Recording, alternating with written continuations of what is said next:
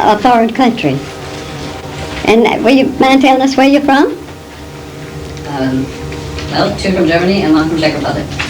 And you? I'm from Sweden. From Sweden. So, now how many of you are here in Selma for the first time? Oh, gracious, you've missed a treat. So we hope to correct that. And we want to welcome all of you to our town. And we want you to know that we keep it like this all the time. The weather is perfect, the flowers are blooming, and it's just great. It never gets cold, it never gets hot, and the humidity is never so thick you have to push it out of the way to get out of the house. So, but we like it. We're crazy about it. And Selma is a great little town. It's steeped in history. We, excuse me, I should have done this before I started. It's had a wonderful historic background. It was very important during the Civil War. The largest cannon that had ever been cast was cast in Selma, the Brook Cannon. Selma had an arsenal and a foundry, and it was very important to the Confederacy. So the Yankees had to come and destroy it, and it was one of the last major battles of the Civil War. It was fought on April 2nd, 1865. But we don't rest on the laurels of our past history. We keep on keeping on, just like the Energizer Bunny. And the president was here the first of this month to cross over our bridge. He came to march with a group who was celebrating the commemoration of the march from Selma to Montgomery. So we keep on making history. We don't just stop. And then we want to especially welcome you to this building. It's a grand building. It was built in 1847 as a school.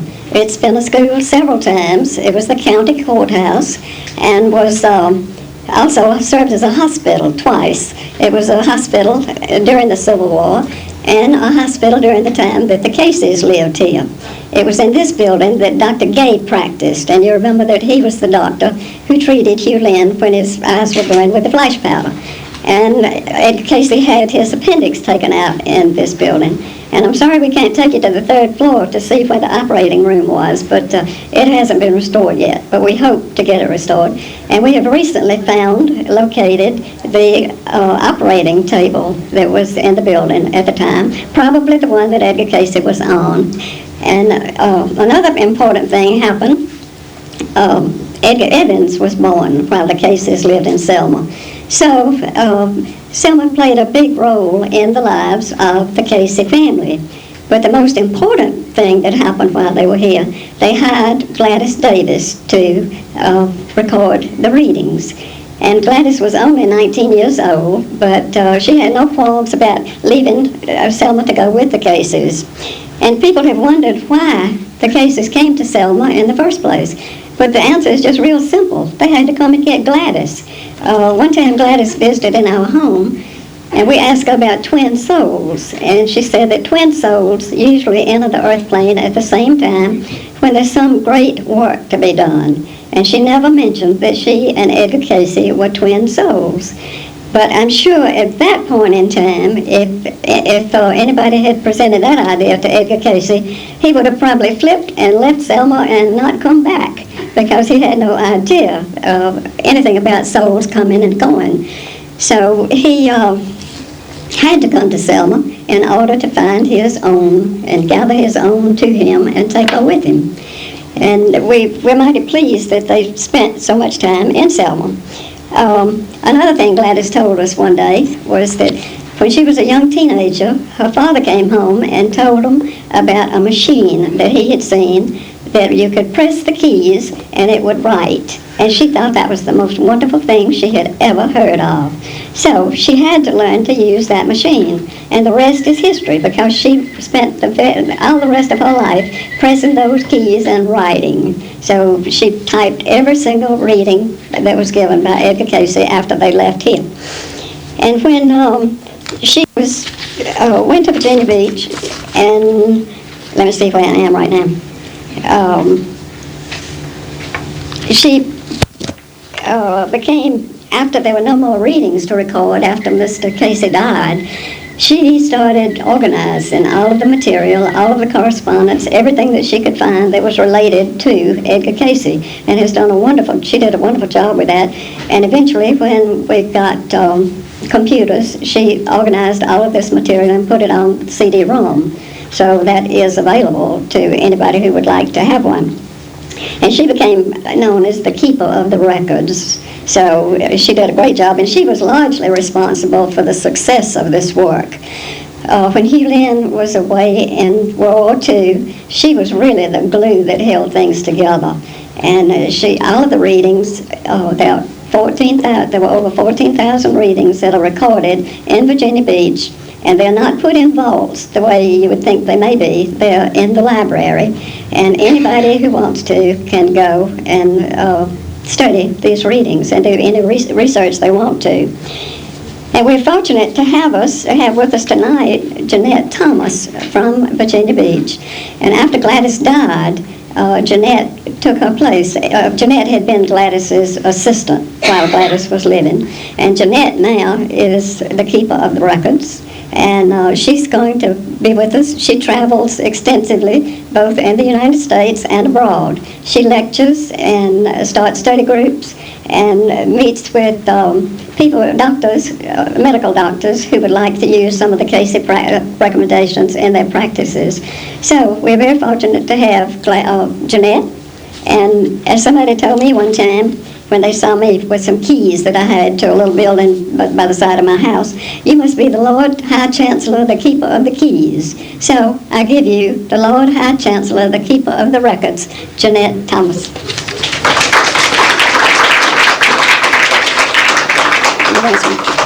You want me to get you some water? Yeah. First, I would like to thank Christine and Henry for keeping the lights on in Selma for how many years? 69. 69. Okay, that's a long time. And without these two wonderful people, we wouldn't be here. But without another lady in the audience tonight, I would never have gotten my nerve up to come to Selma. And I'm going to tell you a little bit about her. Her name is Ann Butler Hall. And about 2 or 3 years ago, she can tell you exactly, she got in touch with us in the Edgar Cayce Foundation because she had just discovered that her grandfather had a reading from Edgar Cayce.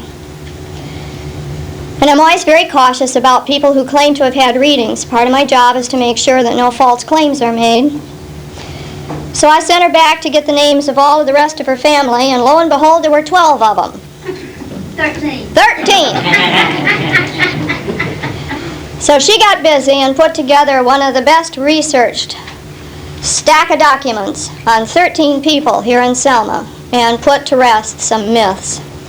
And she's going to form a very important part of our tours this weekend, as of course are Christine and Henry, although they probably don't know it yet.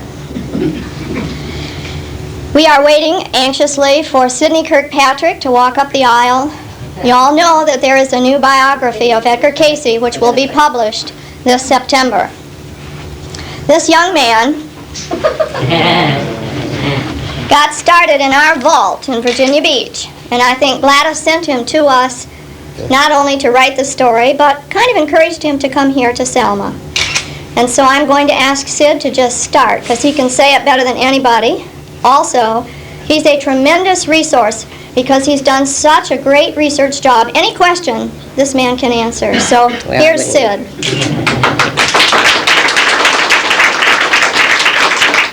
Well, Jeanette is very kind, and I don't think I can answer every question, and I don't think I would be here if I could, because there's, one of the wonderful things about Edgar Cayce is it just gets deeper and deeper and deeper, and the more you look, the more you study, the more that's out there, and it's a very humbling experience. And I think, as anyone who's studied the readings will tell you, the deeper you go, it's like a chasm, and it's wonderful because there's always more out there, and there's always more questions to answer.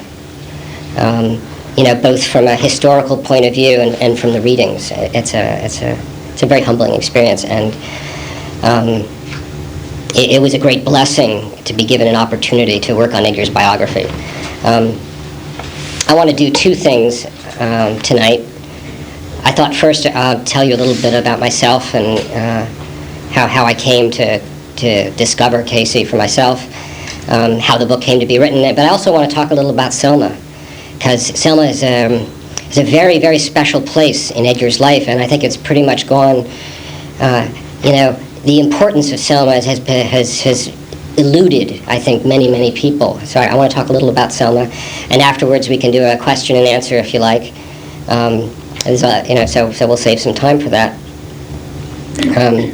As Jeanette knows, and a number of people here know, 5-6 years ago when I started this, I was a very much of a diehard skeptic. I didn't believe a word of it. In fact, 6-7 years ago, you wouldn't have been able to even drag me to Virginia Beach. I would have come kicking and screaming. I come from a very literary background.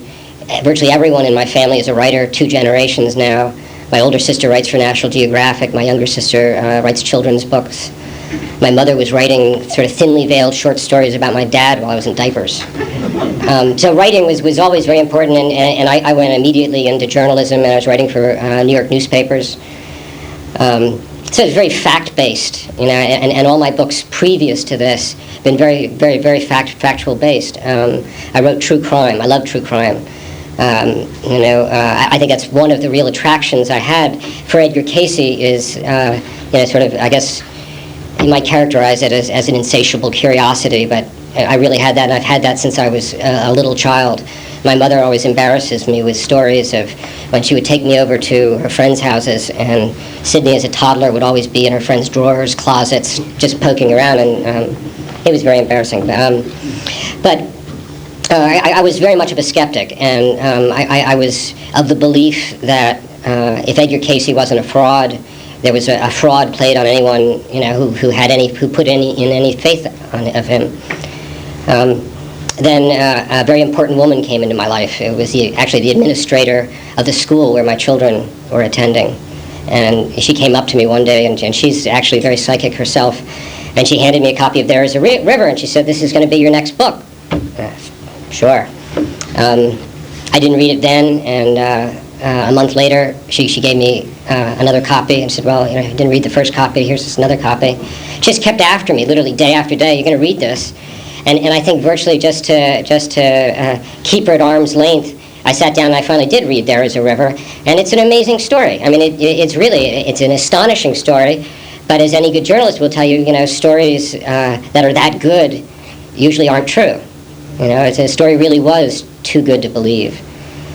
But she kept after me, and she kept challenging me, and eventually, she started feeding me readings, and says, "Well, read this," and eventually, she took me to Virginia Beach to meet Jeanette and to go into the vault, and I was determined. I was literally determined at that point that I was going to be able to prove Cayce a fraud, and I think a lot of people who come into the story feel that way. And of course, when you finally go in there and you see, not 100, not 500 readings, but thousands, 14,000 readings. When you see the volume of material that exists that came out of this man, you start asking a whole different set of questions. I mean, it's when you see the real breadth of it all, you can't possibly ask, well, how could this man be a fraud? How can one man produce this much stuff? Well, he can't. And you stop asking yourself, well, did he do what he was said to have done? Then you start asking yourself how. And that's really where I suddenly got interested in it, and it was literally like opening Pandora's box. And really, once opened, I haven't looked back, and that was 6 years ago. So I got interested, and the question was, well, how are we going to tackle this story? Nancy was a wonderful asset. Was a great asset. She'd been studying Edgar Cayce since high school, 10 years with the readings, 15 years with the readings. What we did was we went out and we bought an RV. We bought a motorhome, and we outfitted it with file cabinets, a computer, cell phone, and we literally, opened up the map, and we started in Hopkinsville, and we drove to Hopkinsville, and we parked in William Turner, whom you'll meet tonight. We parked in his cornfield, and we just stayed. And one of the, one of the wonderful things that the ARE, the foundation, has done was putting the readings on the CD-ROM. And, having that material easily accessible made it very easy to say, well, we're going to go out and we're going to find some of these people who had readings, and we're going to see how the readings affected their life. Where are these people? A lot of people have tried to tackle, Edgar's story, but we came in at a very special moment. And, when I look back, the kind of work that I was able to do, that Nancy was able to do, literally couldn't have been done 20 years ago. It took, well, for example, I applaud Jess Stern. Jess Stern is, who wrote The Sleeping Prophet, has done a lot of very good work. But when he first went into the archive, to even be able to read your way from one end of the archive to the other, that's a 5-year process. You don't do it. Journalists, you just don't do it. You can't do it. And even while Edgar was alive, even if you'd had Gladys's help to be able to go through and even put the readings in any kind of chronological order, it is a very daunting proposition. So we had a great many advantages. Having the material on a computer opened up all kinds of doors that would otherwise be closed. Not only were we able to systematically study the readings, do searches, do computer searches for various names, but we were able to put things in chronological order and put sets of readings together. I can't impress upon you how helpful something like that is, because once you are able to put, well, here's a good example, in Selma, you go into the church and you look at Edgar's Bible study group. And the records are right in the church. 4 years ago, Nancy and I were digging through them. If you take, that list of names that's in that Bible study group and you compare them to, the names of the people who had the readings, and you start collating them, you start putting them aside, you suddenly start, you see easy patterns. You see who Edgar's friends were, how they stayed with him. When one of the, it's been rather unfortunate, but a necessity, that the recipients of the readings have been given numbers. I think if anyone here had readings, you wouldn't want your name, necessarily associated with it. For obvious readings. A lot of times the readings, gave very private, very personal information. One of the great advantages coming in when we did was that the majority of these people had passed on, so it wasn't, as much, it wasn't the kind of same invasion of privacy as it would have been.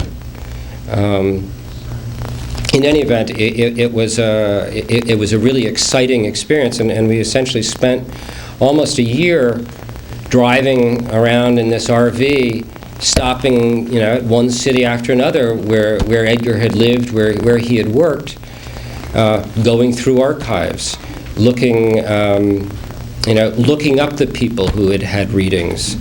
It was a very exciting, very meaningful thing for both of us. And I think one of the things that did is it personalized. When you're able to sit in the same room, where Edgar Cayce had been a church secretary, where he had given readings, it brought it all home to us, and it made our experience very meaningful.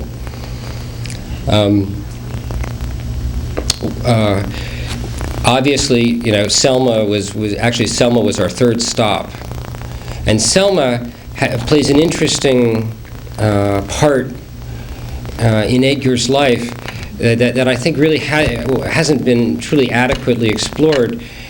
One of the most remarkable things about Selma and Edgar Cayce was Selma was really the happiest time in he and his family's life. People look at Virginia Beach as being where Edgar's necessarily associated with it. They think of Hopkinsville, Homecoming, but it was really in Selma, Alabama, where Edgar was happiest, where Gertrude was happiest. And it was really the first time that they had a life together. Prior to coming, as I'm sure most of you know, Edgar was in partnership with Wesley Ketchum. They had a partnership in Hopkinsville, which was really the first time they started doing readings in an organized, systematic way. That partnership completely melted down. It ended up in court. Literally, Edgar walked away from his photo studio in Hopkinsville, walked away from his partners, and left.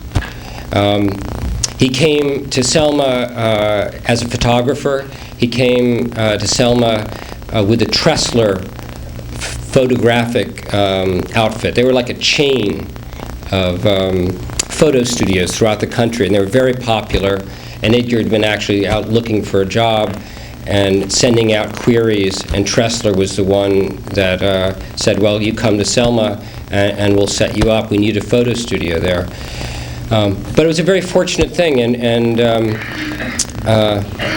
when Edgar came, he came alone. His wife, Gertrude, had tuberculosis, was still recovering. But when the whole family was joined here, a lot of very special things happened. For Edgar, it was the first time where people didn't know him. People didn't have a preconception of who he was. In Hopkinsville, in Beverly, he long had a reputation, whether it was as the freak, or whether it was as a healer. His name came with a lot of baggage. In Selma, that was not the case. Another very special thing about Selma was Gertrude. A transformation had occurred in Gertrude's life. This is, Edgar's wife. Prior to Selma, Gertrude had been very negative about, quote unquote, the work. She distrusted it. She saw her husband being exploited. She saw him being embarrassed. She actually even got to see her husband put on display in the window of a funeral home. Edgar was constantly being exploited, and she fought that. And she didn't have a big voice in the marriage at that point, but her way of rebelling, her way of making a point was not to participate in it. She didn't sit in on readings. She didn't even want to know at times, what Edgar was up to. A lot of that changed at the end of the years in Hopkinsville when she had tuberculosis, and Edgar, provided the reading that essentially saved her life. And when she got to Selma, the dynamics of the marriage had changed. She wasn't fighting it anymore. She was part of the work. She conducted, the first reading she conducted actually was here in Selma. But there were a number of interesting firsts, and I sort of picked through them, and I thought I would talk about it a little bit. Oh gosh, there's so many interesting Selma stories. I don't know where to begin. I think one of the sort of most important Selma readings, was for their son, Edgar Cayce. One of the really interesting, funny stories that we were told was how that first reading came about. As you all know, Edgar was a photographer, and he developed an interesting reputation in Selma for being one of the few photographers who would shoot anything. You could bring almost anything you wanted to him, and he would photograph it. There were two competitors in town, one who just shot portraits. I'm not sure what the other one shot, but Edgar was willing to take on anything. And a family had brought a pair of squirrels that one of their children had caught, and they wanted to picture these squirrels. And, Hugh Lynn was, I guess he was, how old was Hugh Lynn when his eyes were burned? Was it like 8 or 9? We're not certain because the date of the newspaper that reported the incident was clipped off. Oh. So at our best guess, he would be between 5 and 9 years old. Yeah. Maybe Christine and Henry have a better idea. No idea. Any kid playing with matches, they can start at 5. So he was very precocious, He could do so. Could you repeat that, please? Yeah, well, I was telling you about one of the really important readings. One of the important readings that was done in Selma was when Hugh Lynn got his eyes burned. This was important for a number of reasons. And it actually came about because his father was photographing these squirrels. And of course, the photo plates at that time, in terms of exposure, you either had to sit still for a long time or you needed a lot of light. And so Edgar had flash powder, which was like I guess a form of gunpowder that, flared up. And he had this box of flash powder out, which he was using to photograph the squirrels. And he left it out. And so they took the shot of the squirrels, but the flash powder was out, and Hugh Lynn, being as inquisitive as he was, started playing with the flash powder, and he was going to have he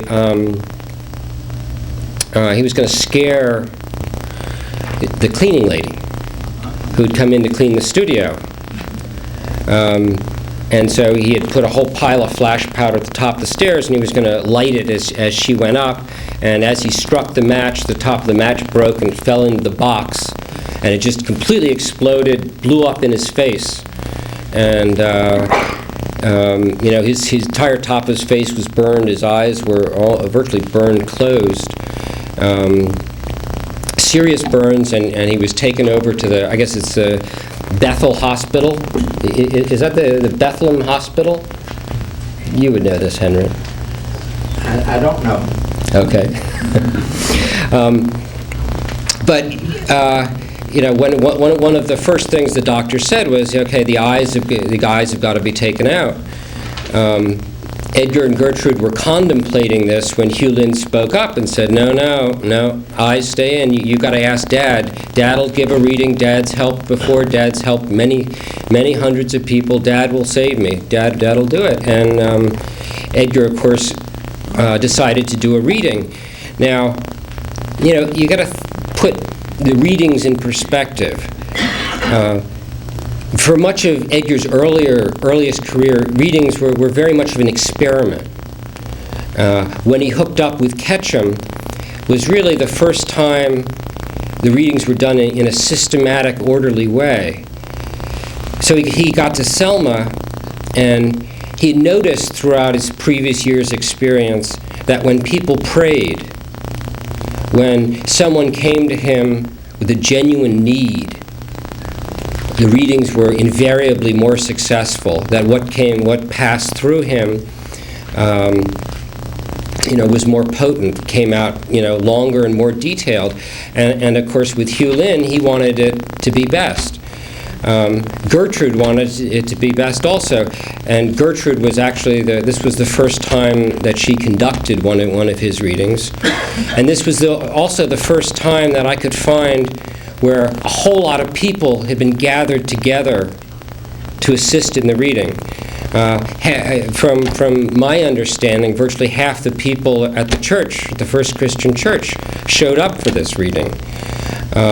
All their close friends sat around the room or outside the room while this reading was given. And what came through was extremely powerful and extremely important, and it was a marvelous reading. And what made it also special was the recognition that somehow prayer, that somehow groups together could accomplish something much more powerful than an individual. And literally from that moment on, if you look at all the important readings, the readings that are the most powerful are when a group of people are together and when there's a common question or there's a common goal. I thought that was very, very important. we found a whole lot of fun little things about Selma. Does everyone know where the photo studio was? Okay, because in the correspondence there's some funny features. Apparently, there was a wholesale grocery store next door, and the grocery store, to cut down on the rats, kept a lot of cats in the storage units, and the rats, in order to get away from the cats, would dig holes through the wall and would sneak into the Cayce apartment. And one of the few times that, in the early times when Hugh Lynn and his father got together, was to go rat hunting. And Hugh Lynn, as a child, was quite proud and privileged to go hunting rats with his dad. That came through. That was a lot of fun reading.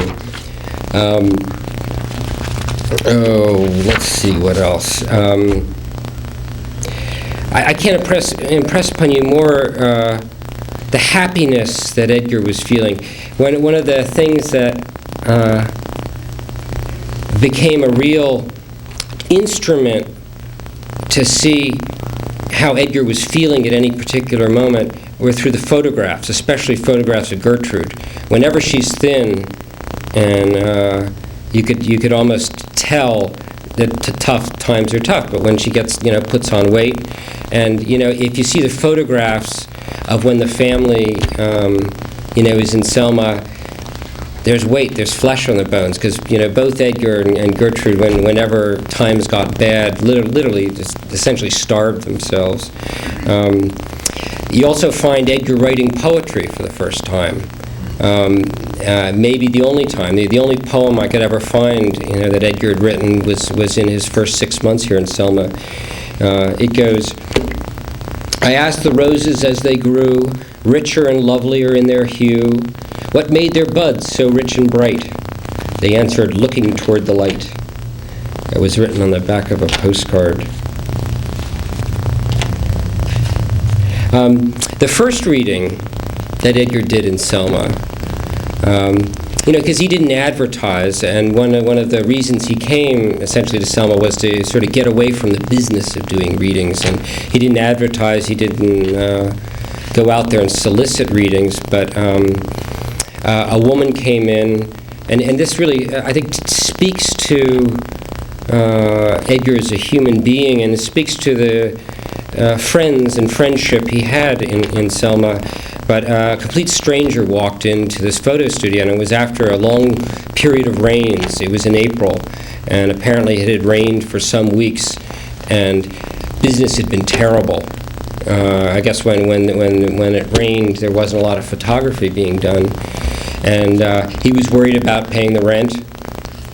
And this woman came in with a small tintype which had been damaged, and she wanted a copy of this tintype printed, and she asked Edgar could do it, but she said, unfortunately, all I've got to pay you is this check from my son, who's in Alaska, and it's written on an Alaskan bank, and I wonder if you could take this. And Edgar said, well, I'll look into it, but I'm sure we can work something out. And he went down to his friend at the bank, actually the president of the bank, and the president said, well, actually, this is the third time today that we've seen this check.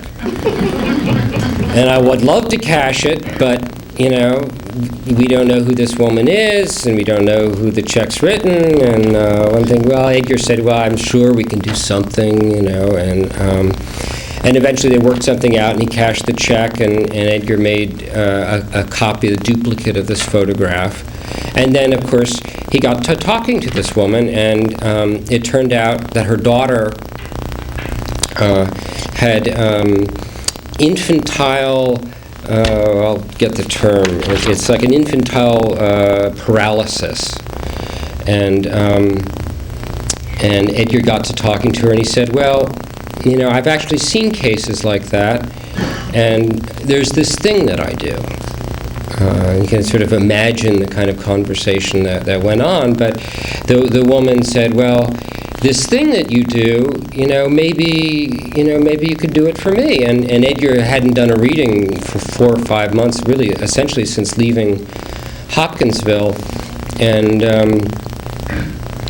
so he put together a team, and actually the bank president's secretary was the stenographer. The secretary at the First Christian Church was the conductor, and it was very, very successful reading, and it brought the Butler family and the Cayce family, real tight at that point. And that was a relationship, of course, which existed for years and years and years. It was one of the tightest friendships between the Butler family and the Cayces. That went on for 30, 40 years after that. A lot of readings actually came out of that relationship. Many of you must know one of Edgar's most famous readings for the woman whom he said who was in a mental institution, and he said that the root of her problem was really her wisdom teeth. I don't know if you remember reading about that, but that was actually Mary Butler. It was Flora Butler. Flora Butler? It's my great aunt, it's Flora. Okay. But the wonderful, correspondence, because there's actually 3 readings for her, and that was one of those things that brought those 2 families together. And I think if you look at all of Edgar's friendships for years and years, the truly, that was one of the most truly lasting friendships, with Alf and Roger Butler. Let's see what else comes to mind.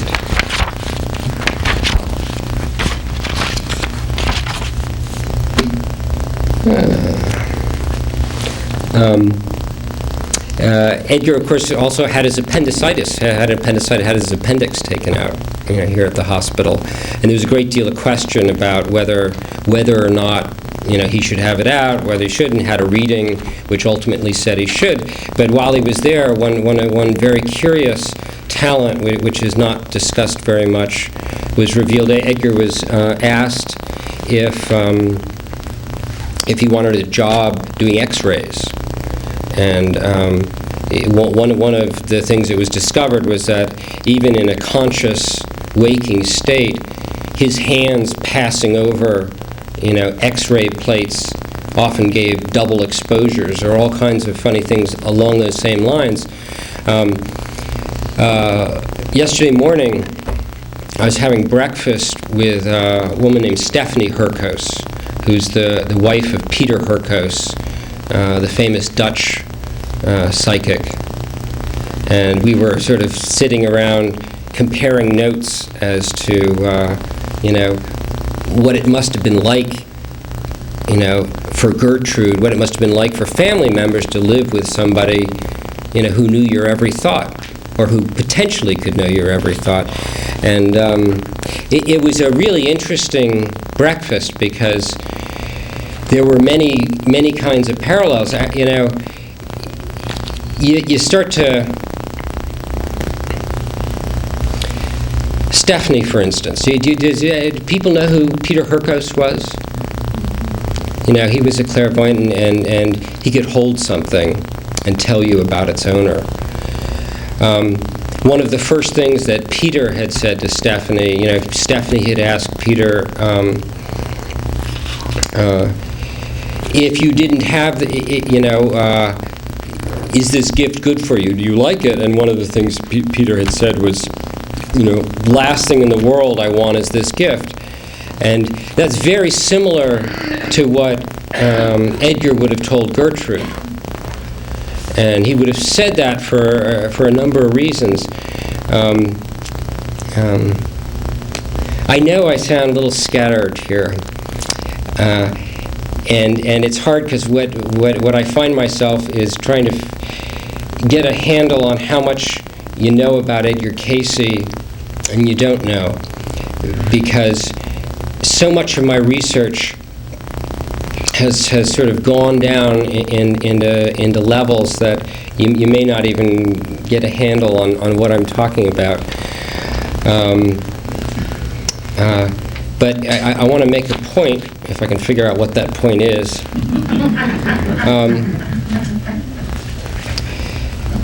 The first night that Stephanie Kirkpatrick slept with Peter Kirkpatrick, she woke up in the middle of the night, heard this buzzing. She thought it was an alarm clock going off. Jumped up, and she went running around the room trying to turn off the alarm clock. And she couldn't find it. It wasn't an alarm clock. It was her husband's head. His head was literally humming. His head was literally buzzing. And, it's a terrifying thing for her.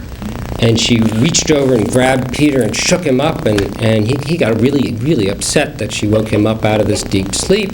And she says, "Oh, no, it's nothing. Just go back to bed." And later on,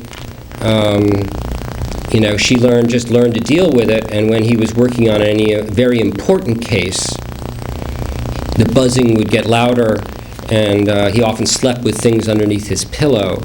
And whenever he slept with anything underneath his pillow, this buzzing, she would have to go sleep in another room. But I got thinking about that, and I went back through some of the Cayce material, and there's a suggestion, there's an interesting little parallel, that when Edgar was in trance, Gladys noted that at times that there was the same buzzing. And, I got to thinking, well, we know so little about the dynamics between Gertrude and Edgar. We can see it from the outside, and of course, it's been written about, and there is a river. But it's hard to get in and figure out, well, what are those real dynamics? And what was it like really living on a daily basis, with someone who would pick up on your emotions, or at least know exactly what you were thinking, for whom there were really no secrets from. And also, you got to keep in mind how fearful Edgar was. A lot of people don't associate Edgar Cayce and fear, but that was so much a part of his childhood. And you might look at his life as a challenge of overcoming those fears. Okay, what fears? What are you talking about? What fears? Well, the fear that you never really knew what you were going to say when you closed your eyes. You never really know what was going to go out, who you were going to embarrass, what you were going to say. You had no control over it at all. You also, had the fear of, well, every time you close your eyes, you may not open them again. And, this was a fear that he lived with as a child, and it's hard for outsiders to see, but it's something Gertrude picked up on. And, one of the first times Gertrude experienced it, the first sort of bizarre incident that Edgar and Gertrude had was a time when they were dating, and Edgar had ridden his bicycle over to the hill, where they lived, and Gertrude said, "Gosh, Edgar, you look really tired." And he said, yeah, I'm getting tired. Something along those lines. And she said, well, Edgar, I want you to go to sleep. And, he went to sleep. And he slept, and he didn't wake up. And a day and a half later, she's really concerned. A brother, has tried to come in and wake him up, shake him up, but nothing's getting him up. And what she had to do is to pull him out of trance by saying, Edgar, wake up. So even at a very early time, it was a frightening thing for both of them. It was a frightening thing for that couple. So when you look at the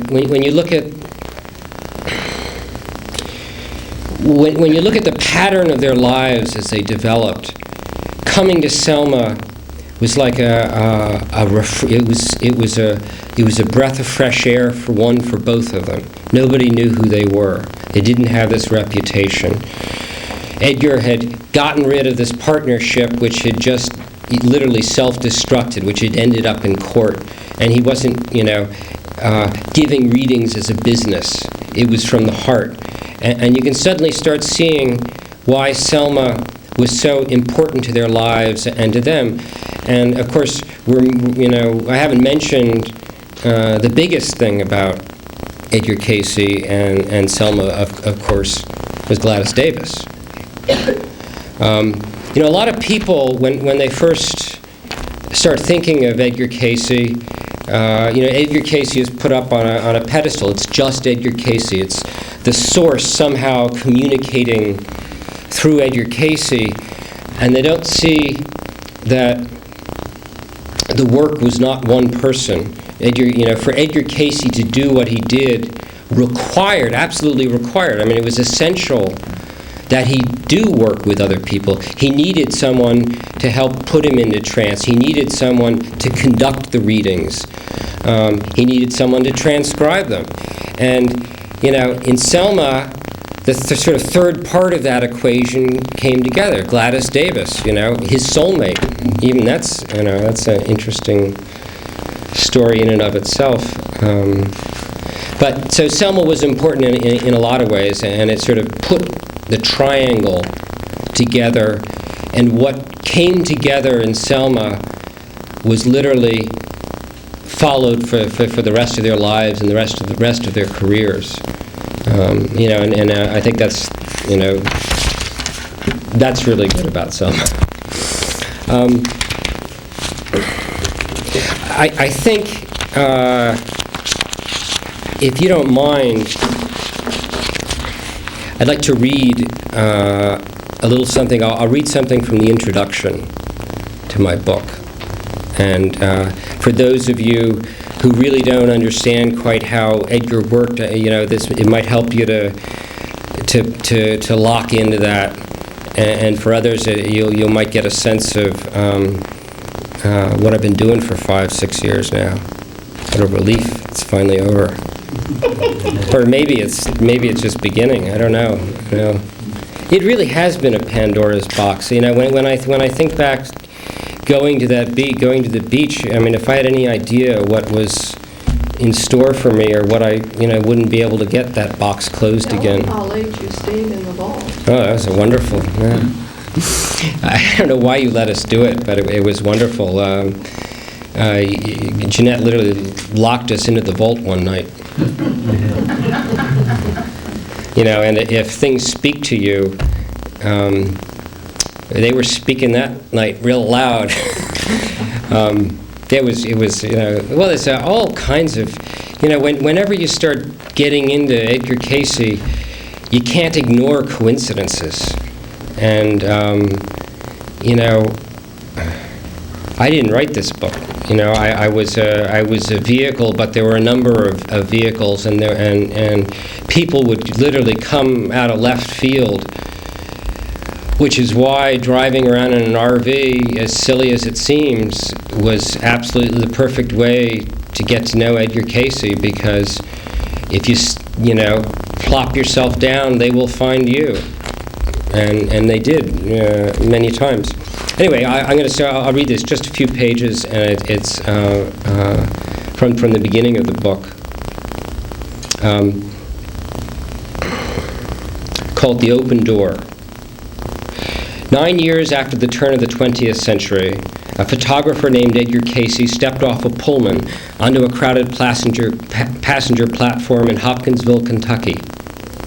Edgar might normally have paused to greet acquaintances at the station or warm himself by the coal stove in the ticket office, but he had more pressing business on that cold, rainy March night.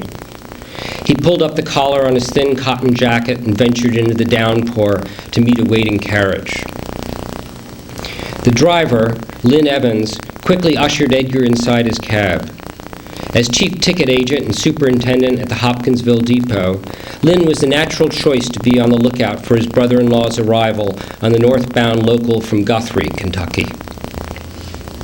Knowing the urgency of Cayce's visit, Lynn likely reached for the horse's reins the moment the tall, lanky photographer emerged from the cloud of steam billowing out from under the 82-ton locomotive. Framed in the yellow halo of light from the overhead oil lamps on East 9th Street, Edgar looked too young to be a church deacon or the owner of one of Kentucky's most respected photography studios. His shy, pensive smile and clean-shaven face gave him the youthful appearance of a college sophomore coming home for the holidays. His tousled brown hair was cut short, accentuating his high forehead, deep-set blue-gray eyes, and receding chin. His large feet and hands seemed better suited to an awkward boy on the verge of manhood than a 32-year-old husband and father.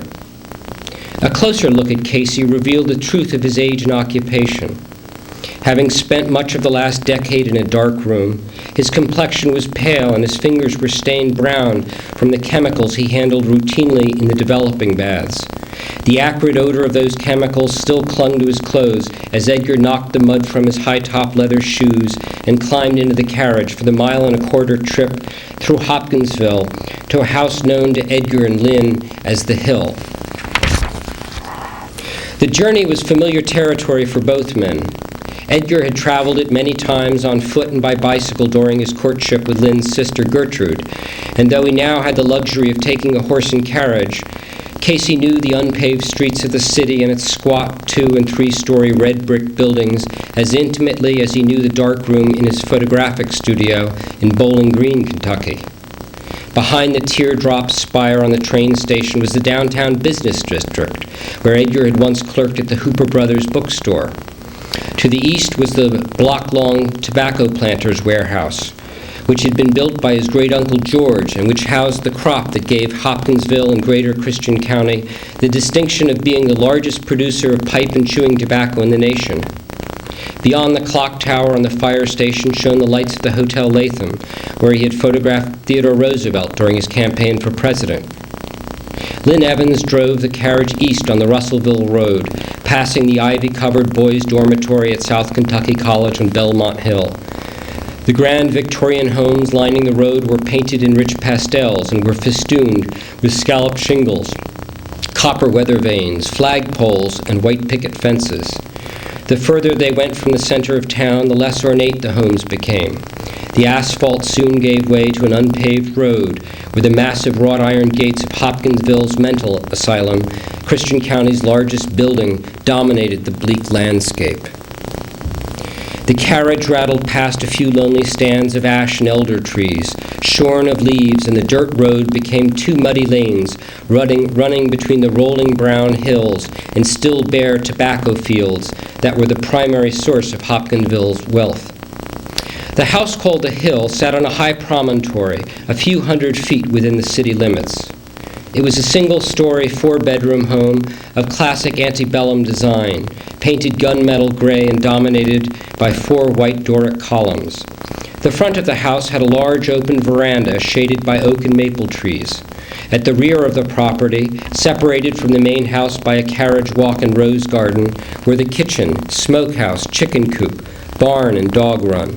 The many outbuildings, like the home itself, had been designed and constructed by Dr. Samuel Salter, Lynn and Gertrude's maternal grandfather, a respected civil engineer and unlicensed physician, and one of the county's leading building contractors. It had been the late Salter's dream that the Hill would always be a safe haven for his family and their progeny, and he had seen to it that the house, its adjoining orchard and 10 acres of farmland, were free of debt before his death. He had assembled an extensive library of technical and reference books, kept a full store of medical supplies in his large cedar chest in the dining room, and stored enough food in the root cellar and smokehouse to feed a family of 8 for an entire year. It wasn't enough, however, that his family be materially independent.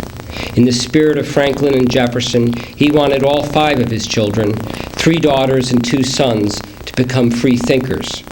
He sent them all to college, where they studied Plato and Shakespeare and urged them to read newspapers, attend rallies, engage in intellectual discussion. Their opinion counted, no matter what political or social cause they chose to support. To Edgar Cayce, who had been born in a tiny frame cottage on a remote Christian County farm, who had ended his formal education at the age of 16 in a single-room schoolhouse, and whose mother and sisters didn't dare to express opinion of their own, The Hill held an attraction that went beyond his love for Gertrude and his affection for Lynn Evans. The Hill was an intellectual hothouse that both stimulated and challenged his deeply felt notions of religion and spirituality. At the Hill, Edgar didn't feel the need to confine his creative interests to the dark room or conform to rules preached by the church elders. He could freely explore that part of himself that he kept hidden from his pastor and from his clients at the photo studio. At the Hill, he was free, as Lynn liked to say, to experiment. As the carriage approached the main entrance, Edgar felt the familiar sense of security that accompanied all of his trips to the Hill. Lynn brought the horse to a halt, and as he tended to the carriage, Edgar walked quickly up the muddy path to the veranda where he was greeted by Hugh Evans, Lynn's older brother. The two briefly exchanged pleasantries before entering the parlor where the rest of the family was gathered around the fireplace. Lynn's mother, Kate, was there along with her Aunt Elizabeth and her son, Hiram, and their Aunt Carrie and her husband, Dr. Thomas House. Everyone's attention was focused on Carrie and Thomas's infant son, Thomas House Jr., who lay on a small white embroidered pillow on his mother's lap. The infant had been suffering convulsions since his premature birth 3 months earlier. The convulsions had become so frequent that they now occurred every 20 minutes, leaving the helpless child too weak to nurse from his mother's bosom or to wrap his tiny hands around her fingers. Tommy House was on the verge of death from malnutrition and lack of sleep, a diagnosis confirmed by the child's father, a doctor, and by the family's two personal physicians, Dr. Jackson, a general practitioner in Hopkinsville, and Dr. Haggard, a pediatric specialist from Nashville who had been attending the child since birth. Although the three doctors disagreed about what treatment they should provide, all agreed that Thomas House Jr. had little or no chance of living through the night. They now turned to Edgar Cayce, a photographer with an 8th grade education and no medical training, to save little Tommy's life. Carrie wasn't sure Edgar could help her son, no more than Edgar himself, but she wanted him to try. In previous experiments, Cayce had demonstrated a remarkable ability to put himself into hypnotic trance and obtain medical and other information beyond the grasp of ordinary people. Even as a child, Edgar had only to close his eyes to locate a lost ring or pocket watch. He could read a deck of playing cards that were face down on a table, or recite the contents of a closed book or sealed envelope. By merely thinking about something, he could wake the person up from a deep sleep, induce him or her to make a telephone call or write a letter, or in the case of young children, hold them in a particular pose long enough to have their portraits taken. He had solved a murder, found missing persons, diagnosed illness and disease, and recommended cures. He didn't use a crystal ball, playing cards, or Ouija board, though actually in Selma he did use a Ouija board. Nor did he belong to a temple or arcane spiritual fraternity. He needed only to close his eyes as if putting himself to sleep, and after a short period of quiet and meditation, he was able to help any person who asked for it. The greater the person's need and the more sincere their motivation, the more astonishing were the results. The mere arrival of Cayce at the Hill was enough to provoke Dr. Haggard to pack his bags and leave. Like many doctors in Hopkinsville and the surrounding area, he had heard accounts of Cayce's alleged powers and wanted no part of the trickery. Dr. Jackson shared his colleague's skepticism, but as the family's longtime physician, he had seen Cayce do things that he could not readily explain. Dr. House was also skeptical, but he also knew Cayce too intimately to believe that trickery was involved. The Cayces were simple tobacco farmers from the rural hamlet of Beverly, and Edgar was the least educated and most unassuming of the lot. House had reluctantly agreed to call Edgar to the Hill only because House's headstrong wife, Carrie, had insisted he be consulted. Doctors House and Jackson accompanied Edgar from the parlor into the master bedroom across the hall. Inside, Edgar took off his jacket and shoes, removed his tie and collar, and laid himself down on the embroidered linen bedspread covering the large oak bed. He pulled a down comforter over his stocking feet, adjusted himself on his back, and then, feet together, hands across his chest, he laid back in bed and stared at the ceiling. More than a minute passed. In a silence broken only by the rain pounding on the roof and the weak cries of the dying child in the next room, Edgar's breathing deepened and his eyes closed. "You have before you the body of Thomas House, Jr. of Hopkinsville, Kentucky," Dr. House said. "Diagnose his illness and recommend a cure." By all appearances, Edgar was fast asleep. His arms crossed, legs straight, eyes closed, his breathing slow. But Dr. House knew better. He had once seen the young photographer go into a trance so deep that fellow physicians thought he was in a coma. When one of House's colleagues had jabbed the blade of a knife under one of Cayce's fingernails, and another had struck a hypodermic needle into his foot, he had not even flinched. And yet the sleeping Cayce could answer questions as if he were wide awake. Cayce began to speak in his normal voice, a deep, rich baritone with a distinctly southern accent. At first his words were garbled, almost a hum, and then, like a phonograph needle that has found the groove on a record, his voice cleared and his words became well modulated and easy to understand. "Yes, we have the body and mind of Thomas House, Jr., he said. Cayce proceeded to report the infant's temperature, blood pressure, and other physical and anatomical details of his body.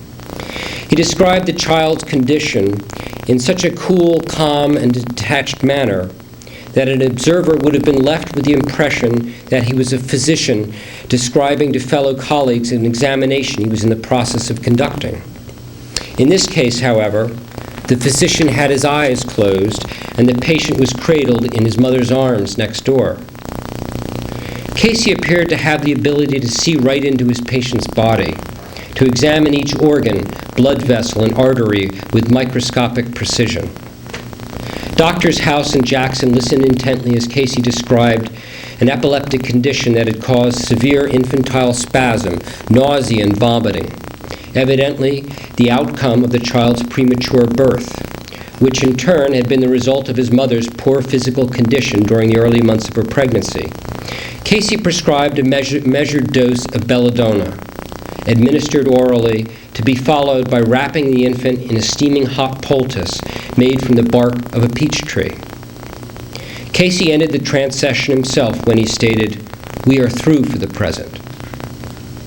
House instructed the sleeping Cayce to regain consciousness. Cayce dutifully followed instructions and awoke, only to find himself in the bedroom. In the 2 or 3 minutes it took him to open his eyes and stretch his arms, the two doctors, deep in discussion and agitated by what he had said, had left the room and returned to the parlor. As unbelievable as the source of the information was, House and Jackson both agreed that the diagnosis sounded perfectly reasonable. It was the recommended cure that upset them. For the sleeping Cayce had prescribed an unusually high dose of a toxic form of deadly nightshade. Even if the peach tree poultice could somehow leach the poison out of the infant's system, administering such a large dose of belladonna to a child as small and weak as Thomas House, Jr. was tantamount to murder. Jackson expressed his sentiments to his colleagues and the child's mother in no uncertain terms. "You'll kill Tommy for sure," he said. Tommy's father had no choice but to agree. Although homeopathic belladonna was sometimes used to treat lung and kidney ailments, pure belladonna, in the form Cayce recommended, was used only in tropical ointments and was certainly not something to spoon feed into the mouth of a 3-month-old child. Edgar joined the two doctors in the parlor but couldn't contribute to the discussion taking place.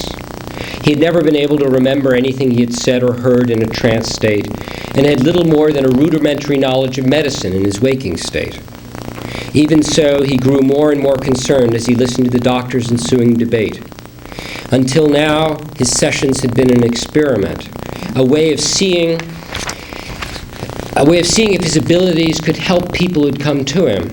He now had to face the grim reality that something he said in trance might result in the death of a family member. It was the child's mother who made the decision to administer the drug. Having seen Cayce work miracles in his sleep, she believed that he was touched by the divine, that heavenly spirits spoke through him when he was in trance. In previous experiments, she herself had been advised not to undergo an abdominal surgery recommended by her doctors, and indeed, this turned out to be unnecessary. Cayce had also predicted that she would become pregnant, something that her husband and 2 specialists had said was physically impossible. He also foretold the date of birth and said she would deliver a boy. And the spiritual message accompanying this information, that God's love and forgiveness must be foremost in her heart, had inspired her to minister to the patients at the Hopkinsville Asylum. Now she believed God's mercy, love, and compassion was reaching out to her. If Edgar Cayce said that she had to poison her son in order to save his life, that's what she was going to do. Dr. House could not make the same leap of faith. As a highly respected general practitioner with aspirations to become the county health commissioner, everything he had seen and heard in the bedroom ran contrary to his training, experience, and common sense. Although he was aware of the experiments at the Hill, he hadn't condoned them nor given them much credence. He had permitted his wife to participate because she derived such pleasure and comfort from them. He had looked upon Edgar's activities as entertainment, a mere parlor game. But what he had just seen and heard in the bedroom a few moments earlier terrified him. Cayce hadn't spoken in terms that were open for interpretation. Without physically examining Tommy, Cayce had recited the child's blood pressure and temperature, figures that House knew to be correct because he and Jackson had taken them only a few minutes before Edgar's arrival at the Hill. Cayce had also described body organs with the expertise of a skilled surgeon conducting an autopsy. House didn't dare let himself speculate why Cayce had used the plural form of we when conducting his trance examination, or why he apparently needed to contact little Tommy's mind as well as his body before the examination could proceed. At his wife's insistence, and despite his very great reservations, House ultimately agreed to prepare the belladonna. He justified his decision by saying that his son would surely be dead if nothing else were done. He and Dr. Jackson might be able to prolong the infant's life by a few hours, but they were powerless to keep him alive through the night. At the very worst, giving little Tommy belladonna would put the child out of his misery. Edgar and Lynn Evans went outside to collect the ingredients for the poultice, which had been recommended in the treatment. By the light of an oil lamp, Edgar climbed a peach tree in the orchard behind the barn. Using a penknife, he skillfully cut the bark from around the youngest shoots he could reach, then handed them down to Lynn Evans. They took the bark to the kitchen at the rear of the house, where Aunt Kate had put a kettle on the stove to boil. Aunt Kate prepared the hot poultice and carried it into the parlor where Dr. House had already measured out the belladonna. He dissolved the white powder into a spoonful of water, and Carrie forced her son to swallow it. Edgar didn't join the others in the parlor to see what would happen because, as he later said, he couldn't stand the thought of seeing Tommy House dying in his mother's arms. Medical records do not exist to describe the child's physiological reaction to the belladonna or to the steaming hot towels dipped in peach tree solution in which the naked child was immediately wrapped. All that is known is that the crying stopped as soon as the mother spooned the poison into the child's mouth, and that he fell into his first deep and interrupted sleep since birth. Thomas House Jr. awoke hours later, drenched in sweat, cheeks pink, breathing steadily. He was never to have a convulsion again. No one at the Hill that night knew who or what had intervened to save the child's life. They knew only that their lives, like that of little Tommy House Jr., had been irrevocably changed. There was no turning back. The tears in their eyes and the pounding in their hearts told them that what they had experienced could neither be ignored nor denied. Edgar Cayce had saved the child's life. Dr. House had witnessed something that would make it impossible for him to return to the medical profession as he knew it. 20 years later, he would close his practice and dedicate the remainder of his career to operating a hospital devoted to Edgar Cayce and his healing arts in Virginia Beach, Virginia. Carrie House would become the Cayce Hospital's supervising nurse and an outspoken proponent of his divine message that she believed was being communicated through the man to whom the hospital was dedicated. Thomas House Jr. would grow up and spend his adult life designing and building innovative medical technology based on Cayce's trance readings, and, at great personal expense, would frequently drive hundreds of miles to deliver readings to patients unable to come to Virginia Beach. Edgar Cayce had also undergone a change. He had once again proven to himself that good might come from his special talents. He had taken one of his first apprehensive and faltering steps away from the refuge of his dark room and closer to the moment he would, as he later said, step out into the light and turn himself over to what became known simply as Cayce's work or the work. Foremost among his challenges would be overcoming the fear and trepidation he experienced every time he went into trance, never knowing what might happen when he closed his eyes, what he might say while he was under, and whether or not he would be able to open his eyes when the session ended. In the years ahead, the work became such an integral part of Edgar Cayce's life that it was impossible to separate the man from his trance-induced communications. There were times when the readings threatened to tear his family apart, and times when they were all that held it together. Edgar Cayce would be catapulted to national prominence on the front page of the New York Times and vilified by the Chicago Examiner. He would be championed as a savior and reviled as an agent of the devil. But he would continue giving readings, twice a day, nearly every day, on topics as diverse as cures for breast cancer and arthritis to the design of the universe and the purpose of man's existence on Earth. No subject was off limits. He provided trance commentary on Jesus and his disciples, the role of women in the founding of Christianity, and the secret of the Sphinx. He offered insights into how to improve relations between men and women, the possible causes of homosexuality, the spiritual role that parents play in choosing the child that will be born to them.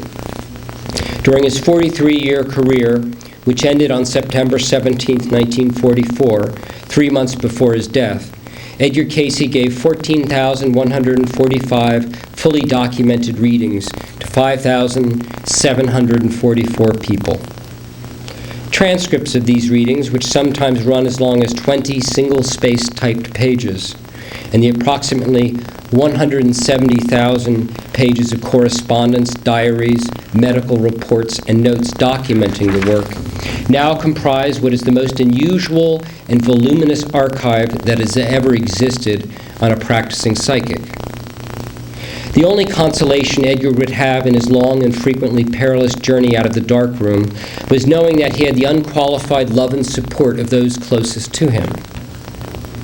Despite Gertrude's worry that her husband was slowly going insane and might one day have to be put into the Hopkinsville Asylum, she devoted her life to conducting his trance sessions and battling the ever-present financiers and speculators who sought to exploit him.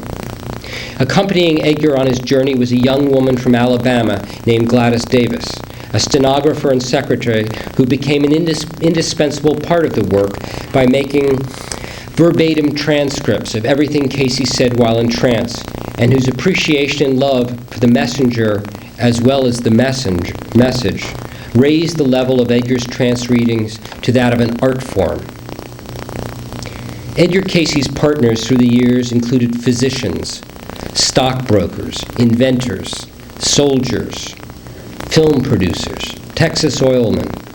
These men would help build the Cayce Hospital in Virginia Beach and establish the first and only university whose faculty underwent psychic testing before being hired. Despite the fact that these partnerships sometimes ended in costly and humiliating lawsuits, they also brought Cayce many hundreds of grateful recipients of his trance counsel. As his son, Hugh Lynn Cayce once said, Edgar was like an open door into another dimension. People were attracted to the light. Master magician Harry Houdini, having dedicated himself to exposing the fraudulent practices of hundreds of occult mediums and spiritualists, failed to debunk or explain the Cayce phenomena, and neither did police and FBI agents who launched an investigation into how he was able to accomplish the seemingly impossible. That Cayce didn't charge admission to witness his trance sessions, that he didn't conjure ectoplasm or summon phantom spirits in a darkened room, presented unique and entirely unfamiliar challenges. That he built no church, had no disciples, avoided the limelight, confounded and confused them. As the novelist and psychic researcher Arthur Conan Doyle said of Cayce, he was in a class all his own. From hundreds of pages of documents and correspondence that have never before been made public, it is now clear that such luminaries as Thomas Edison and Nikola Tesla were given trance readings by Cayce, as were engineers at RCA, IBM, and Delco, and the president and founder of Goodyear Tire and Rubber Company. The inventor, Mitchell Hastings, credited Cayce with helping him to develop FM radio. NBC founder David Sarnoff and his family had secret readings. Innovative electronic technologies designed by Cayce in trance are now used in almost every large hospital and airport in the world. Edgar Cayce gave readings for Irving Berlin, George Gershwin, Gloria Swanson, and the concerned mother of Ernest Hemingway, who consulted Cayce about her son's writing career. Marilyn Monroe practiced beauty aids recommended by Cayce in trance.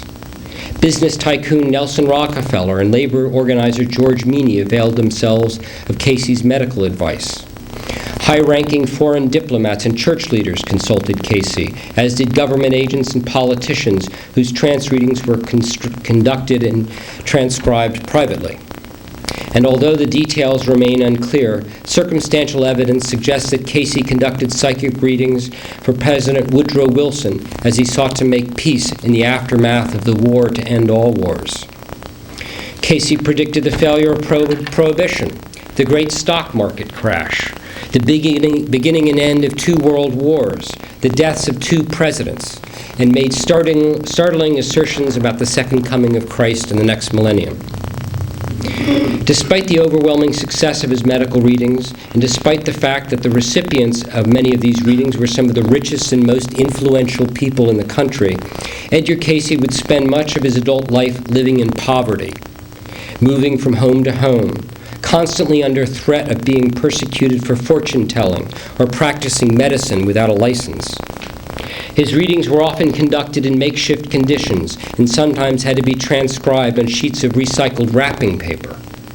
At times, he didn't have enough money to feed his children and had to rely on his friends and in-laws to bail him out of debt or jail.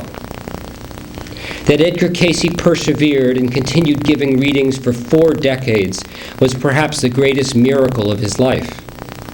And however inseparable the readings became from the man who gave them, it was not his trance communications that endeared him most to family and friends. A humble, kind, gentle, and affectionate man, Edgar preferred the company of children over and above his many rich and famous acquaintances. He invented card games to entertain visitors, bottled his own preserves, kept a dazzling garden, and maintained a lively correspondence with a vast array of people whom he had never met, from child prodigies and bank presidents to railway conductors and undertakers. Though demands on his times were so great that appointments sometimes had to be scheduled months in advance, he rarely missed his weekly Bible study class and never turned away anyone who was in genuine need. Like the engine on the locomotive that had brought him to Bowling Green, to Hopkinsville to treat Thomas House Jr., a powerful force drove Edgar out of what might have otherwise been a comfortable and ordinary existence as a church deacon, photographer, and husband. Exactly where he was going and what he would find when he arrived were questions he hadn't yet answered on that cold March night, nor had he, in fact, even begun to ask them. That his journey would be helpful to others was not in doubt. The life of Thomas House Jr. was evidence of that. That he had the courage to overcome his fears and, as he said, step out into the light, made his journey all the more remarkable, given how frightening and blinding the glare of that light could sometimes be. His life became a series of sometimes joyful, often excruciating steps towards self-discovery. And although he may never fully have grasped the unimaginable forces that had chosen him as a messenger, he would one day discover what he believed to be the real purpose of his work. As Edgar Cayce himself in trance once said, "There are no shortcuts to knowledge or wisdom or understanding. These must be lived and experienced by each and every soul." Anyway, that's something to get you into Edgar Cayce.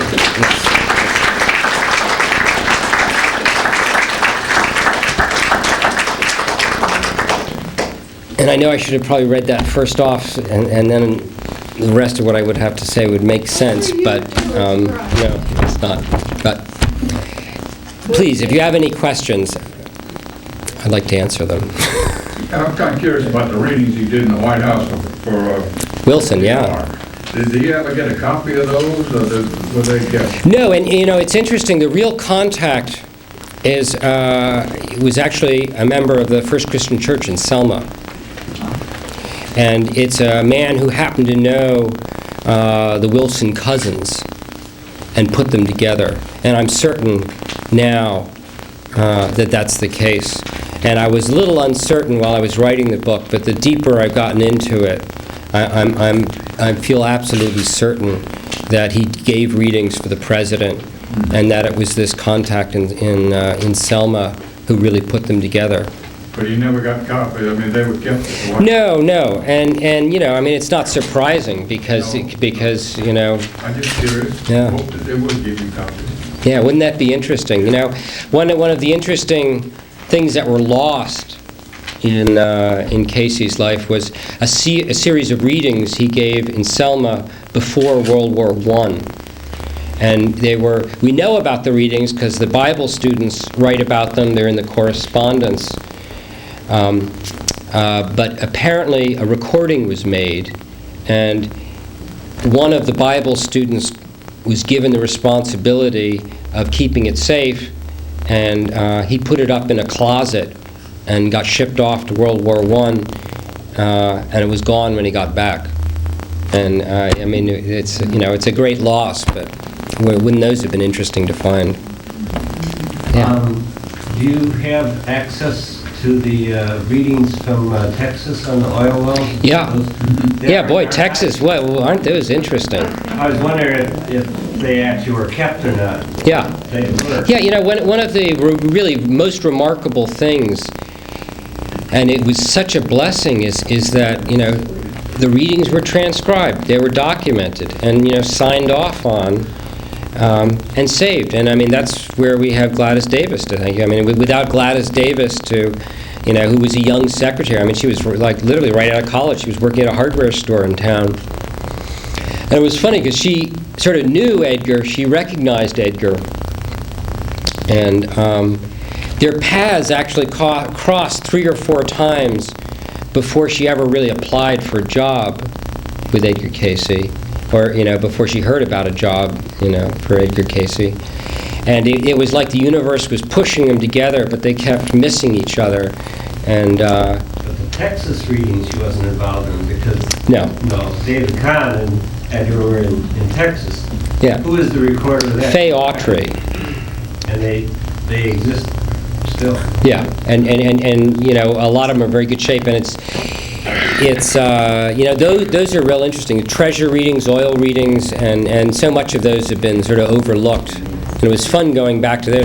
Driving through Texas was looking up people who knew Edgar. It was all very interesting. Or ran into newspapermen who knew him. Yeah. Hey. Could you say anything about the first meeting of Edgar, Mr. Cayce, and Ms. Davis? Well, it's interesting. He was. I'm not sure exactly when the first meeting would have taken place because they did recognize each other. And Hugh Lynn, as a young boy, dated. It was Gladys's sister. Yeah. Yeah, who had married at age 15. So they sort of knew each other. They knew the family, and Gladys was working at a hardware store, and one of her friend was going to have a reading, and she was asked to come along to be a stenographer, and Edgar at that point was looking for a stenographer. He had lost his regular stenographer who'd gotten married. Faye Autry had gotten married and was in Dallas, and he really needed somebody, and taking those readings is a lot more difficult than one would imagine. Not only was there the medical terminology, but the power, what he was actually doing, made it very difficult to concentrate on the words and just take them down. Gladys got real good at it. I mean, thank God. But there was 15 people trying out for the job, and Gladys, got through it and did right. And did a good job, and Edgar came up to her afterwards essentially saying, well, I knew you'd do a good job, and I bet he knew it all along. Gladys was really his soulmate. A couple years ago I wouldn't have said that necessarily existed, but I really think, I believe in soulmates now, and I know there's different terms you can use to describe that, but clearly when Gladys and Edgar got together, the whole level of the work just went dramatically up. One of the unfortunate things is so many people think of Edgar Cayce, alone doing that work, but it wasn't. It was this team of people, and if you look at the readings taken together, that's really what the readings are all about, people working together, and which is not one person. It's you can't really even do. One person doesn't exist in and of himself. It's it's that working together. I know I probably haven't answered your question, but I'll think about it. Sidney, you asked who treated Edgar Cayce when he got the. I bet it was There's a tablet upstairs with all the names of the physicians, and Dr. Gay. Yeah, Samuel Gay. And we think in all probability, though there aren't any records to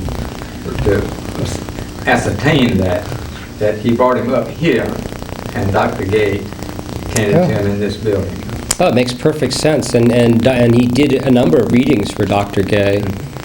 And certainly Dr. Gay's, it was his mother or father had a reading that was important too. And Mary Francis's mother worked for Edgar Cayce. Wow, isn't that nice? A very short while. She wasn't very much a working girl. She loved Mr. Cayce. That's one of the most remarkable and wonderful things that I found, in traveling around, was, here was a man who walked the walk, talked the talk, and walked the walk. He lived it out. He was by no means, blameless, and he was by no means, he was all too human, but he was really a good man. Everyone, that I spoke to, it's so clear the love with which he gave out and was given back to him, and you can understand why the Butler family and the Cayces remained together for so long like that. It's really inspiring, and when you see how much chance he had to philander. When you see how easy it would have been at various points in his life, to drop his pants and, or in terms of gambling, to take advantage of that gift, and, how tempting that must have been, and that he didn't do it. It's a great thing. It's a good example for all of us, yeah. I think it's easy to see that writing the book has been a great gift to you. Oh, yeah. Do you have any thoughts on having spoken to modern day gifted people themselves, of what brought you to Casey? What brought you Ooh. to Casey? Well, boy. When you read a portion of your book, he comes to life in a totally different way, and it is, I hear, in putting him as a group effort. Yeah. Well, very, very much so. And,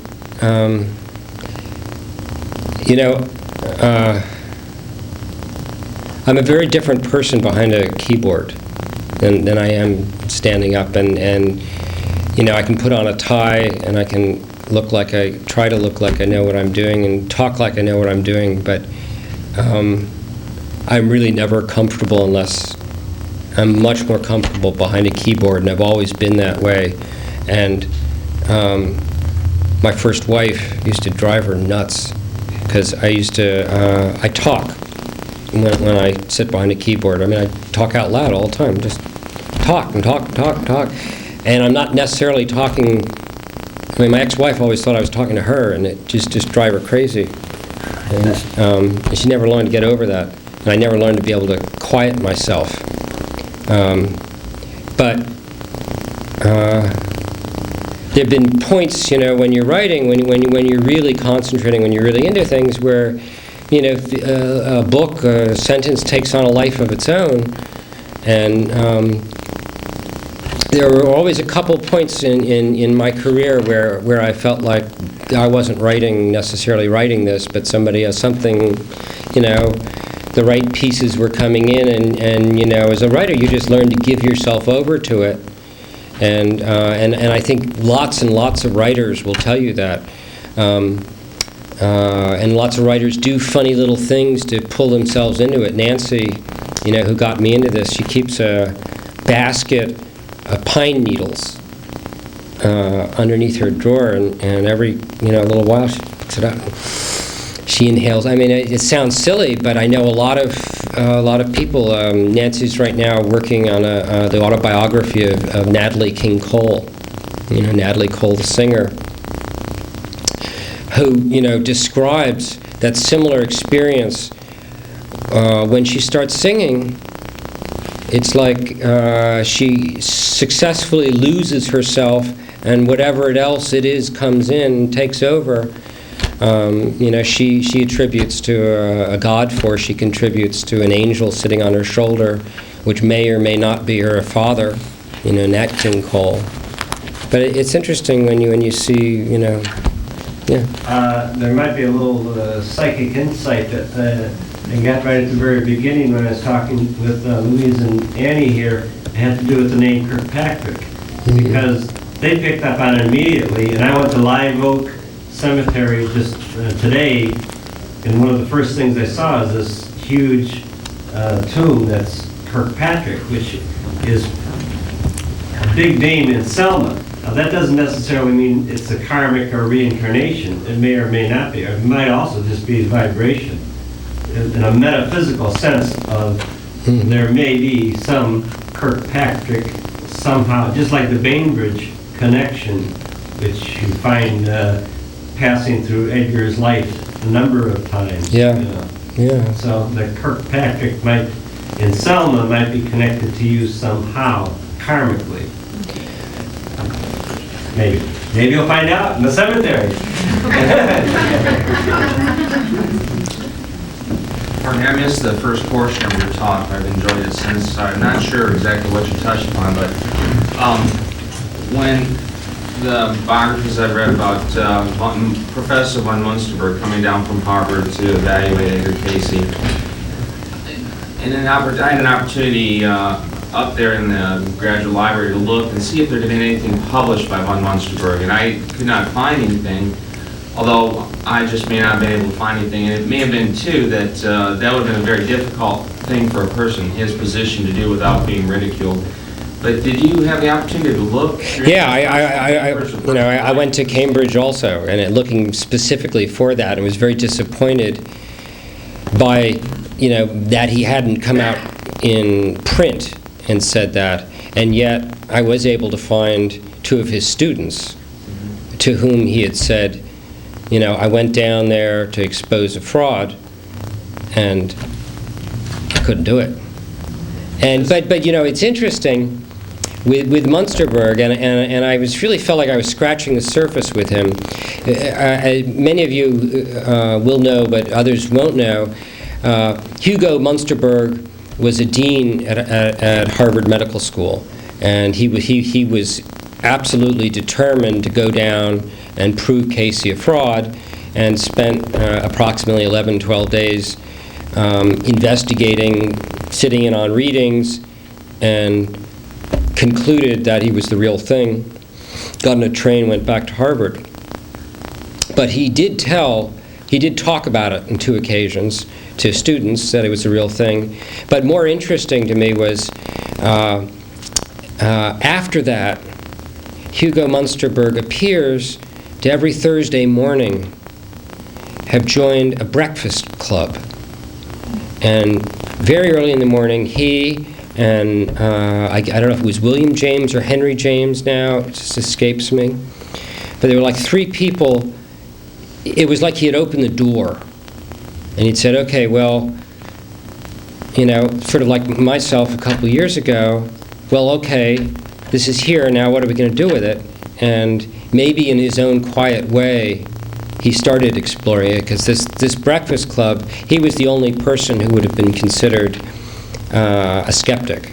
This was an exploration of metaphysics? Yeah. Yeah. That's interesting. So these were writings that a few of his students had? Yeah, I tracked it down really through the Edgar Cayce archive. Somebody had written in and said that they had known Hugo Munsterberg, and then I just, used that address and backtracked. Hey, Dee. My father tells a story that he had a hardware store in Hopkinsville, and this man came in. It was a student of Munsterberg, and he related the story. When Munsterberg came back to Harvard, he told the gentleman I've had the most amazing experience, and told the story of Edgar Cayce, and he tried to expose him, and he couldn't. One of the, I keep talking about this breakfast I had yesterday because it was just so interesting to me with Peter Herkose's wife. And one of the things that she said was that people who are the most convinced that it's all a fraud, that it's a fake, that psychic phenomena doesn't exist, are always the ones that make the best converts. That when you get them, they really go in and certainly in Peter's life, that had been the case, that the people who were so determined to expose Peter Herkose as a fraud turned out later to be the most helpful and to participate,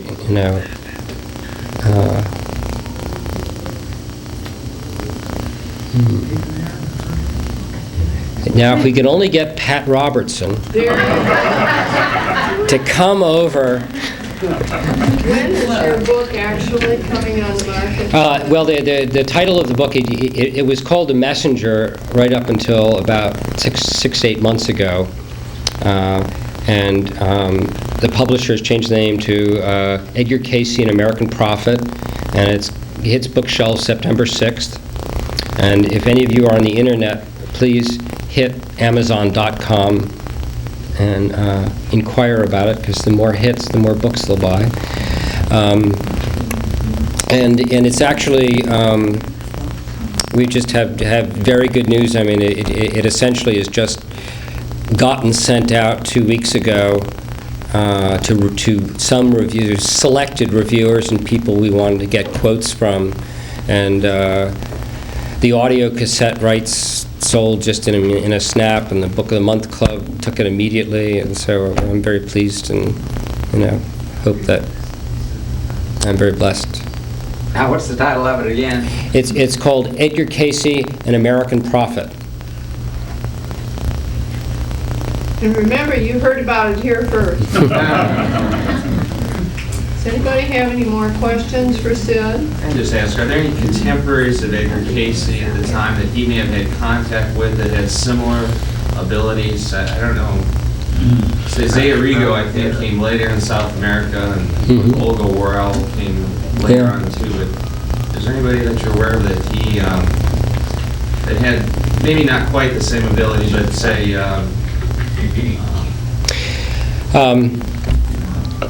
Well, yes, as a matter of fact. Who was that lady in New York? Eileen Garrett. Yeah. Yeah. Yeah, he went on, he used to say Eileen Garrett was one of the best that he had ever seen. You know, one of the, you know, I'm sort of reluctant to talk about this woman, but I will talk about her just for a moment, and you'll see why I feel reluctant. And I haven't said much in the book about this woman, but Edgar gave a number of readings for children, and one of the children he gave readings for was a woman, a young girl named Faith Hope Harding, and she had come to his attention by a member in Pennsylvania who'd said, there's this really amazing little girl, and she's 6, 7 years old, and she's quoting biblical passages, she's giving prophecies, she's doing healings, and it's just an astonishing phenomena. And would you do a reading? And he did do a reading, and it was one of 2 or 3 times where the archangel Michael appears. And, you know, mostly, almost invariably, the source of the information coming through a reading is not revealed. You can speculate who that source was, but occasionally, you know, the source introduced himself or itself or however you want to look at it, and this was one, you know, where this was introduced himself as Archangel Michael, and he came in loud and strong, and as I'm sure you've read those records that Gladys Cape, you know, whenever an archangel like that, when some powerful presence would appear, you know, literally windows would start rattling. You know, it would be like breezes blowing through a room. And the archangel appeared and said, you know, what a blessing you have in this child. This is, you know, God's gift to the 21st century. This is a very special woman. Take good care of her.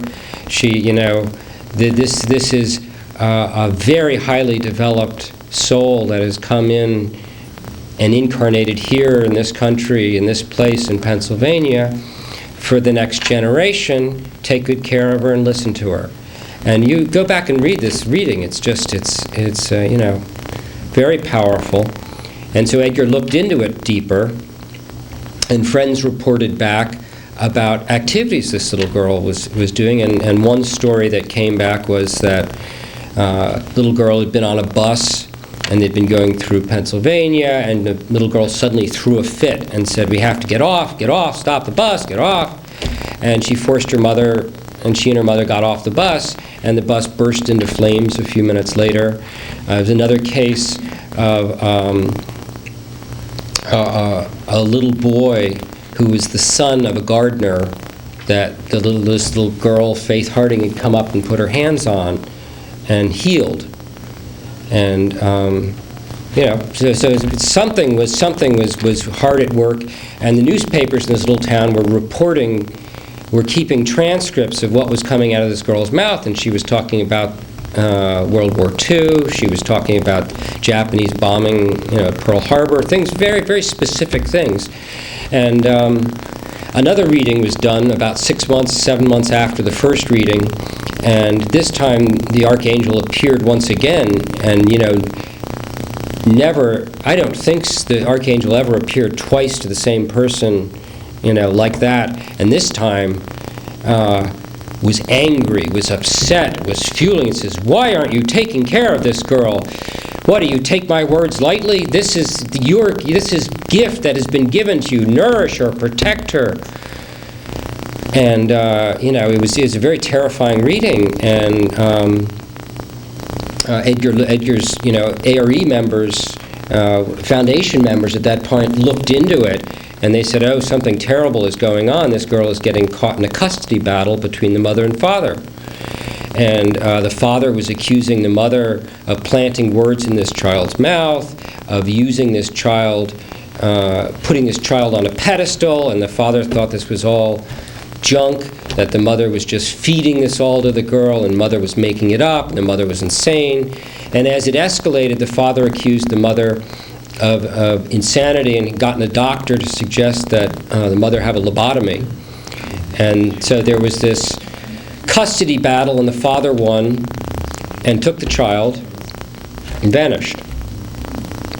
And that's all, that was left in the readings. And child is gone, mother is, divorced, and the record ends there. And of course, this was certainly an interesting test subject. What years were those? 43, 44, something like that. And so, of course, this was certainly a person that we wanted to find and see, well, what really happened, was she, would she manifest anything special, and so Nancy and I probably spent 3 years looking for her. And, we traced her through a number of records and eventually found her, living in a little trailer park. Don't say where. Yeah. Don't say where. And she'd never heard of Edgar Cayce. Didn't even know the name. And so we were very careful in speaking to her and said, well, we're working on this book of this photographer, Edgar Cayce, and he sort of knew your mother, and I went back and like that for a few months. And at first it appeared that there was nothing, there's nothing at all special about this woman. And she didn't appear to have manifested any of this. And though as we got into it a little deeper, some really interesting things started, coming out. This girl didn't know her mother because she was so young when she was sort of taken away. She, had been separated from the church, pulled away from the church. And her father had taken her away from the church and made sure she didn't go back. And, she started having these nightmares where these visions would start appearing, and she and her father were very concerned, so they sent her into the hospital to get shock treatments. And then, so that got rid of the nightmares for a few years, but then they started coming back again, and then she had to go back into the hospital, and, you got to realize she didn't know anything about, she didn't remember those years, so she was almost like an ideal, perfect test subject. And it was very tragic, and you could start seeing what may have happened, what could have happened to Edgar had he been born in other circumstances, had he not been born in this hothouse environment in Beverly, Kentucky, where everybody was related to everybody else, and there was always some cousin to stick up for you. As you can call Leslie a rotten fink sometimes, the father, and you can, name call these things, but essentially they were, they provided a real bulwark that protected, Edgar from the outside society, which was not the case with Faith Harding. But anyway, so we were, finally signing off, and we were about to give her these readings for the first time, and started trying to explain, who Edgar was. And all our conversations to this point had taken place in the presence of her husband. And it was only, after we were sort of walking back to the RV, that she started saying, well, there are a few things that have been going on. And I don't know if you ever saw the movie Resurrection with Ellen Burstyn.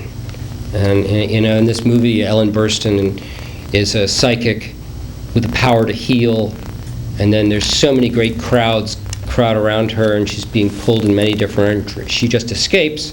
And at the end of the movie, you see her at a gas station working the pump, and when certain people come by, she just makes sure she lays her hands on them, and she's actually healing it. Well, I think very much the same thing was going on in this little trailer park. And what this woman was doing was not necessarily what Edgar Cayce had said she was capable of, but it sort of was a black and white demonstration to Nancy and myself that you can do whatever you want to this woman, and it's still there, no matter how much you push it down, no matter how much you try to wash it out, she still has it. And a number of other people, who had readings. There's so many people who had readings saying they were famous people. That's a subject in and of itself. I remember talking with Harmon Brough about his readings with Edgar Cayce, and I was so surprised that Harmon only got one reading, and I asked him about that, and he said, "You have no idea what it's like for somebody to open up their soul and look straight through it, like into infinity." And he said, "I could only take one reading in one lifetime." And he said Edgar kept on asking him if he'd like another, as Edgar was so curious as to the many past lives of Harmon Brough. Most of you are familiar with the Cayce information know how Harmon and Hugh Lynn go way back, in this lifetime and then even into others. But he said, "You have no idea what that's like." Harmon said that, of this type of opening up and piercing straight through you. What is your take on the comments that he made on Hitler? Yeah, boy is that a hot subject. I think he was right on the money. I think Hitler probably was a soul who had great power, and I could go out and strangle every reporter for the National Enquirer because somewhere along the line they just didn't get the message that the prophecies were not prophecies per se, that the future was not cut in stone. And as much as I love so much has been written about Edgar Cayce, it drives me crazy when they deal with these prophecies, because he constantly said, you make your own future, this could happen. And virtually every prophecy, there's a line in it or two, there's a little preface saying, given the present circumstances, this could be the case. And Hitler, if you read it in the context of the other life readings, you might say that Hitler had the power to go different directions, and the direction he chose, was well, we all know what direction he chose. But I think Cayce was very accurate in that department. And it's interesting seeing that. I don't know if you're familiar with a series of readings, and they're mentioned in the books, but the name has never been given, of an individual who vanished from this house, and they believed he had gone to commit suicide. And Edgar was asked by the wife to intervene psychically and try to get him to either not commit suicide or come home. And Edgar said, well, I can't, control somebody's free will. However, if we gather together and sit in prayer, instead of having a reading, we'll have a prayer meeting for 40 minutes. And they sat and held hands for, almost 2 months.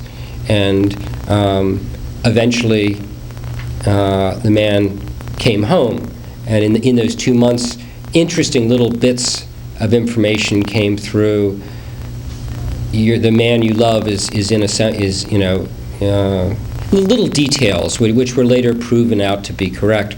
Well, that family has never been named, but it's unfortunate in that case because it was the Zentgraf family, and they were a very important family, very important to the work in progress. In Virginia Beach, they were from Staten Island, but before the war, all of them had readings, and they were very important. They were very into it, and they decided to go back to Germany before the war. And many of those Hitler readings were for those family members or groups. And if you look at those Hitler readings with the Zentgraf family readings and the world affairs readings, a much richer tapestry starts to emerge. And see, that's one of the unfortunate things about